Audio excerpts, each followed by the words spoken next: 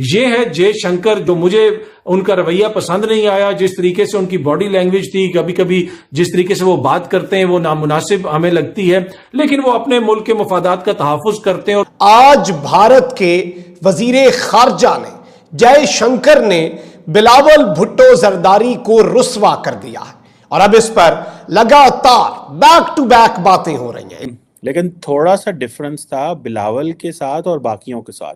कोई इन्होंने बात नहीं की, 2-3 सेकंड में ही बाकियों को अच्छा खासा तस्वीर के लिए टाइम दिया। बिलावल तस्वीर के लिए तो गया था, अच्छी तस्वीर तो बनने देते। उन्होंने कहा प्लीज जी आप जाएं। No handshake, no interaction. Body language Jaishankar की काफी स्टिफ थी, काफी सीरियसनेस थी। और इंटरनेशनल रिलेशंस में पीएचडी की हुई है। जी हाँ जी, इंटरनेशनल रिलेशंस में पीएचडी की हुई है। तो आपके ख्याल से पाकिस्तान क्या कंट्रोल कर पाएगा ये जो जिहादी कैंप हमने बना रखे थे? हाथ नहीं मिलाया कश्मीर पर ब्रेक, वो बात ही नहीं कर रहा है, वो बिलावल बात नहीं कर रहा, वो क्यों करेंगे बात? डॉक्टर जयशंकर ने जारी बात है पाकिस्तान को जरा दबाया है और उन्होंने कहा है जी कि ये जो दहशतगर्दी है, ये जो मसला है, ये और ये जो क्रॉस बॉर्डर टेररिज्म है, ये बंद होनी चाहिए। हम उधर जाएं तो हम कश्मीर पे भी बात ना करें, हम इस चीज पे भी बात ना करें। पाकिस्तान के प्लेयर्स भी आईपीएल में नहीं जा सकते। हेलो दोस्तों, सोशल मीडिया पर एस जयशंकर का वीडियो तेजी से वायरल हो रहा है। वीडियो में भारत के विदेश मंत्री एस जयशंकर दूर से ही बिलावल भुट्टो को नमस्ते कहते दिख रहे हैं। फोटो खींचवाते वक्त भी दोनों के बीच दूरियां साफ तौर पर देखी जा सकती है। सिर्फ इतना ही नहीं, चीन के विदेश मंत्री के साथ मुलाकात के दौरान भी दूरियां देखने को मिली। एक तरफ जहां जयशंकर ने रूस के विदेश मंत्री से मुस्कुराते हुए बात की, वहीं चीन और पाकिस्तान के विदेश मंत्रियों के साथ मुलाकात के दौरान गर्मजोशी देखने को नहीं मिली। पाकिस्तानी मीडिया यह चर्चा कर रहा है कि भारत के विदेश मंत्री ने हमारे विदेश मंत्री बिलावल भुट्टो को कोई भाव नहीं दिया, फिर भी हम मुंह उठाकर एससीओ की मीटिंग में चले गए। तो चलिए दोस्तों, आगे इसी पर पाकिस्तानी मीडिया का रिएक्शन देखते हैं। ये है जयशंकर, जो मुझे उनका रवैया पसंद नहीं आया, जिस तरीके से उनकी बॉडी लैंग्वेज थी, कभी कभी जिस तरीके से वो बात करते हैं वो नामुनासिब हमें लगती है, लेकिन वो अपने मुल्क के मफादात का तहफ़्फ़ुज़ करते हैं। और उन मफादात का तहफ़्फ़ुज़ करने के लिए ये जो मेरे सारी उनका इल्म, उनका तजर्बा, उनकी क्वालिफिकेशन, एक्सपीरियंस आपको बताया, ये वो हथियार हैं जो जयशंकर लेके टेबल पे आते हैं। दूसरी तरफ हमारे मफादात का तहफ़्फ़ुज़ कौन करेंगे? बिलावल भुट्टो जरदारी साहब, उनकी भी बड़ी क्वालिफिकेशंस हैं, बड़ा तजर्बा है। मेरे ख्याल में इस जो पर सबसे बड़ी चीज है कि वो जरदारी साहब के फर्जंद हैं, भुट्टो के नवासे हैं, इतना ही बहुत है भाई। इससे आगे हमें क्या जरूरत है जाने की? तो एक तरफ क्वालिफिकेशन ये है कि जरदारी साहब के फर्जंद, एक पर्ची पे बताया गया कि इनको नायब चेयरमैन बना दिया जाएगा उसके नतीजे में, और दूसरी तरफ कौन है वो मैंने आपको बता दिया। तो फिर मुझे तो यही लगता है कि बिलावल भुट्टो जरदारी साहब बेहतर तरीके से अपना मुकदमा पेश कर सकेंगे, क्योंकि वो देखें एक लेगेसी है, वो एक जमहूरी और ये और वो ना, मतलब जमहूरियत के आगे तो कोई मुकाबला नहीं कर सकता। तो ये है जनाब दोनों साहिबान की क्वालिफिकेशन। वैसे तो बिलावल भी बाहर से पढ़े हुए, लेकिन अब 1977 में जो डिप्लोमेट बना था उसके तजर्बे के साथ मैं बिलावल साहब के तजर्बा क्या मुकाबला करूं? बिलावल पैदा कब हुए थे, कितनी उन्होंने नौकरियां की, किस किस जगह पे वो सफीर रहे, कितनी जगहों पे उन्होंने अपनी जो है वो इनकम कोई खुद कमाई, कोई एक जगह पे बता दें फलानी जगह पे इतनी दिन उन्होंने नौकरी की।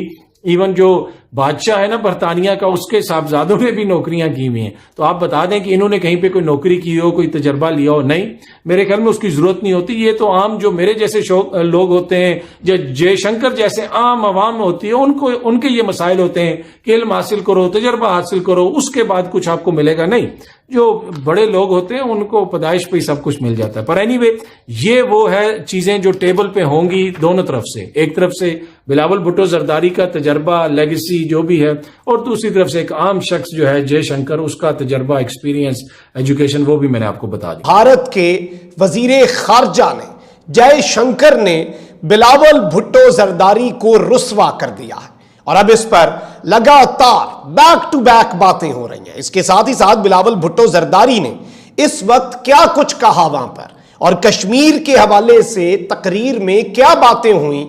एक इनके बिलावल भुट्टो जरदारी और पीडीएम के हामी साफी कह रहे हैं कि जी कश्मीर पर ब्रेक, वो बात ही नहीं कर रहा है, वो बिलावल बात नहीं कर रहा, वो क्यों करेंगे बात। मतलब कोई दुनिया का मीडिया छान मारे, मुझे बताएं जहां पे कश्मीर पे ब्रेक थ्रू हो रहा हो। कोई ब्रेक थ्रू नहीं, कोई ऐसी बात ही नहीं, वही इलाकाई ताउन और ये सारी चीजें। इसमें आप सबको देखें और बिलावल भुट्टो जरदारी को देखें, यानी वो एक ने इनकी तरह का नमस्ते बनाया, दूसरे ने ये अपना नमस्ते इन्होंने बनाया हुआ है। एक जो साहब है उन्होंने अपना जो उनके मुल्क का निशान है उन्होंने ये बनाया हुआ है। अलबत्ता बिलावल के साथ जयशंकर जो है वो बिल्कुल अपने हाथ नीचे, और वीडियो जो है अगर वो देखी जाए उसमें बाकियों के साथ उन्होंने बात भी की है। कोई आके जैसे रशिया के फॉरेन मिनिस्टर आए, ये होता क्या है कि सबने आना होता है और होस्ट कंट्री के फॉरेन मिनिस्टर के साथ फोटो बनवानी होती है, उसके बाद उधर आगे जाना होता है और वो फॉरेन मिनिस्टर खुद कहता है आप उधर चले जाएं। लेकिन जिस तरीके से उन्होंने बिलावल को यह कहा कि प्लीज गो देयर, और बिलावल साहब जब आए ये किया, उसके बाद खड़े हो गए ऐसे मुंह रख के जयशंकर और बिलावल, कोई इन्होंने बात नहीं की। 2-3 सेकंड में ही बाकियों को अच्छा खासा तस्वीर के लिए टाइम दिया। बिलावल तस्वीर के लिए तो गया था, अच्छी तस्वीर तो बनने देते। उन्होंने कहा प्लीज जी आप जाएं।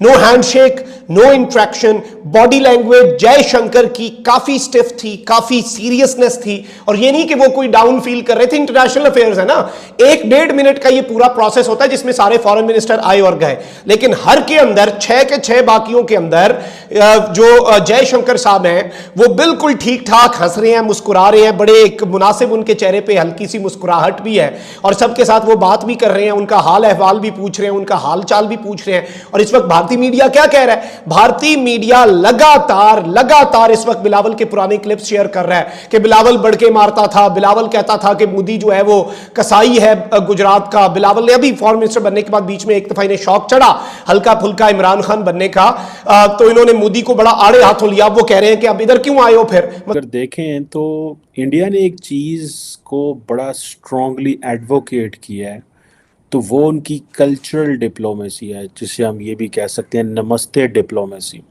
आपको याद होगा कि कोविड के ज़माने में जब हाथ मिलाना मुश्किल हो गया था तो इंडिया ने अपनी जो है नमस्ते कहना शुरू किया, और पूरी दुनिया में ये बना कि जी जो ये basically being introduced by India, और ये एक कंसिडर किया जाता है as a soft power tool या पब्लिक डिप्लोमेसी के तौर पे।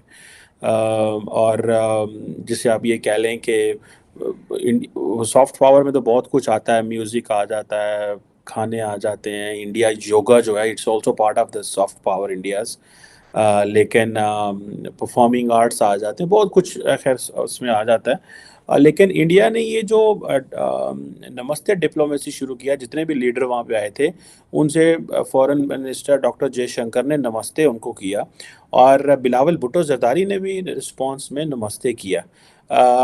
लेकिन थोड़ा सा डिफरेंस था बिलावल के साथ और बाकियों के साथ। जब डॉक्टर जयशंकर वहाँ खड़े थे, बिलावल आए तो डॉक्टर जयशंकर ने उनको नमस्ते किया, and Bilawal in return did the same, नमस्ते उन्होंने भी किया। अच्छा, ये मैं आपको बात बताता चलूँ, जो पाकिस्तान का जो सूबा सिंध है जहाँ से Bilawal Bhutto Zardari he comes from, वहाँ पे बेसिकली ये जो है वहाँ पे साइन, ये जो इंडिया में जिसको नमस्ते कहते हैं ये वहाँ पे भी करते हैं। वो एक दूसरे को साईं साईं कहते हैं, मतलब इट मीन्स कि बड़ी ह्यूमिलिटी है हमारे अंदर।